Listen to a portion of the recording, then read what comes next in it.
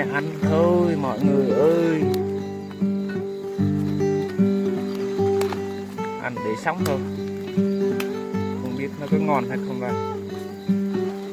Cháy hết. Nó còn cái nhông nữa này. Nướng luôn. Đang đói quá.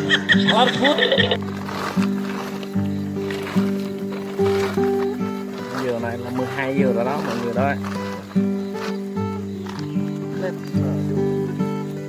wah nhân nông tay mình sạch chứ mong lên mình này bà có con năm bốn nó bốc bắc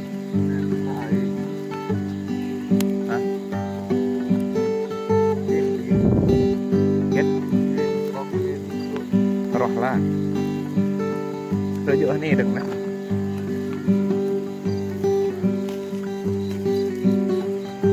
loại nó prong ra nè còn này prong thành rồi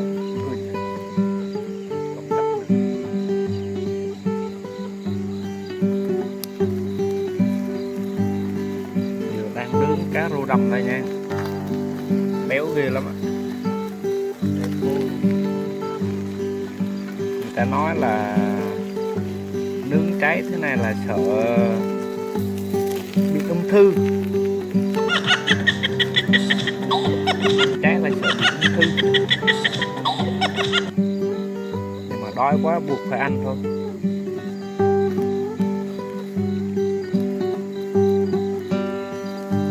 Mới thức khuya được.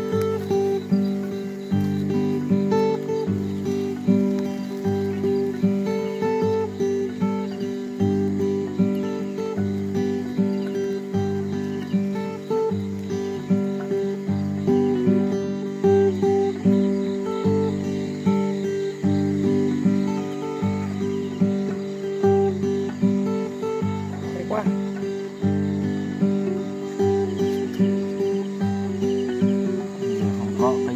Giả đây với cái này nhích nhích thôi.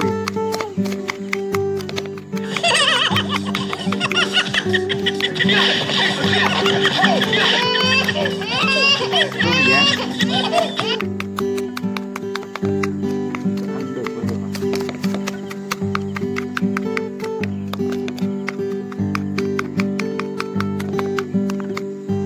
Má còn gì đây đâu.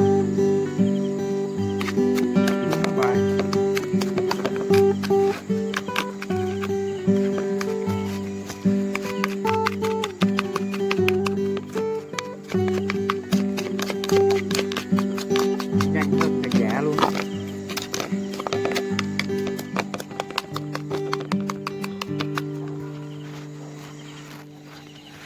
Thế là đen chứ mà ăn nó ngon lắm, béo lắm ấy.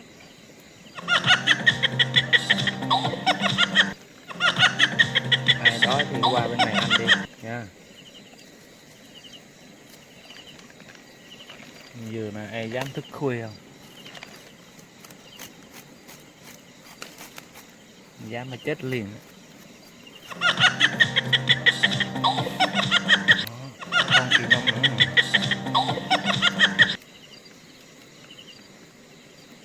Không cần làm cho sạch đâu, cứ ăn được là được rồi.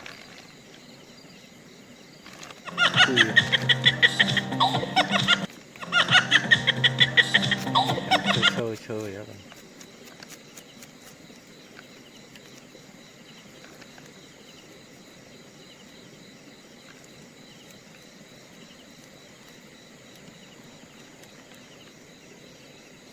Ruột này ăn ngon lắm đấy.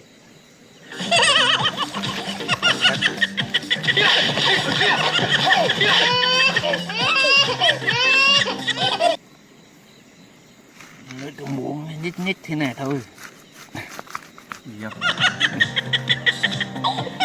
Nhích cái này là ăn no lắm á, ngon luôn, hết cơm luôn.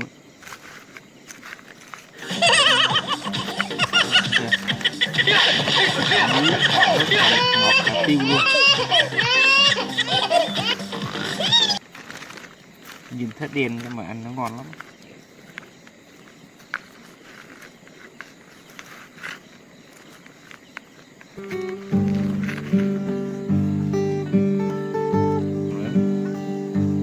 Rồi.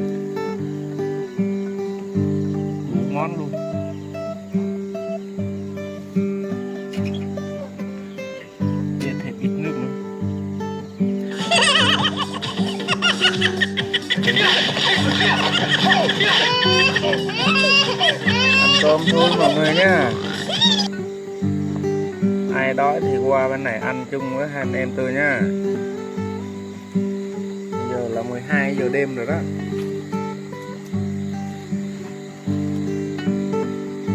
Thức khuya quá đói rồi.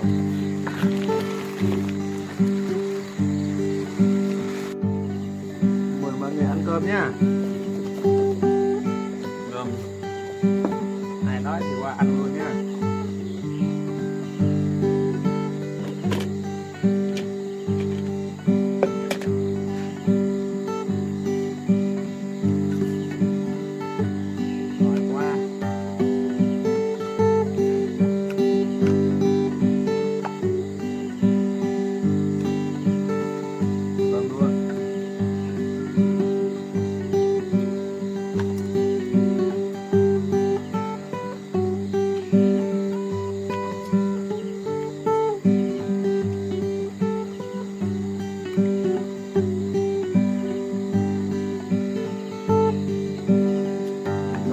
Này với thua nhá.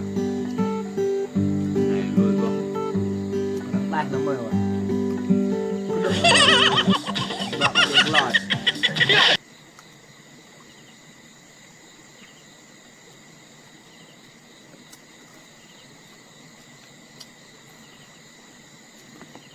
Gặp mà cái đèn được các bạn với su bữa bạn nhỉ.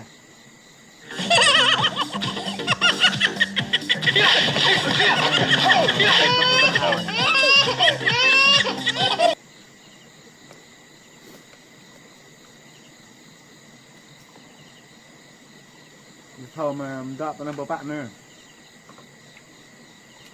Phải chậm.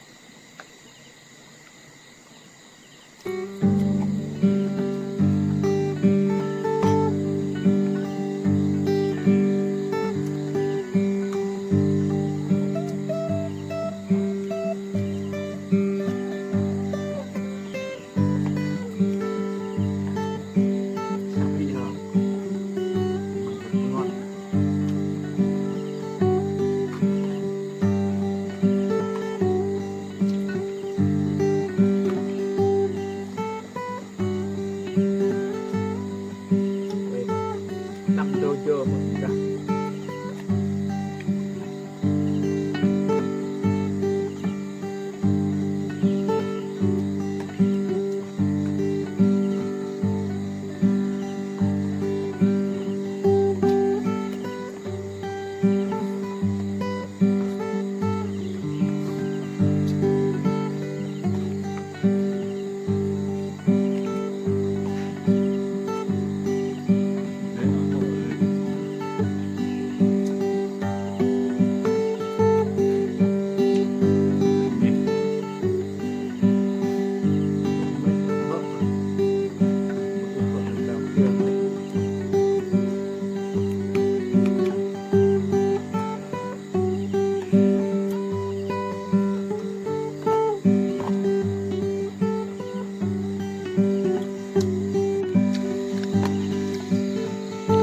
Xà cạn đúng tư.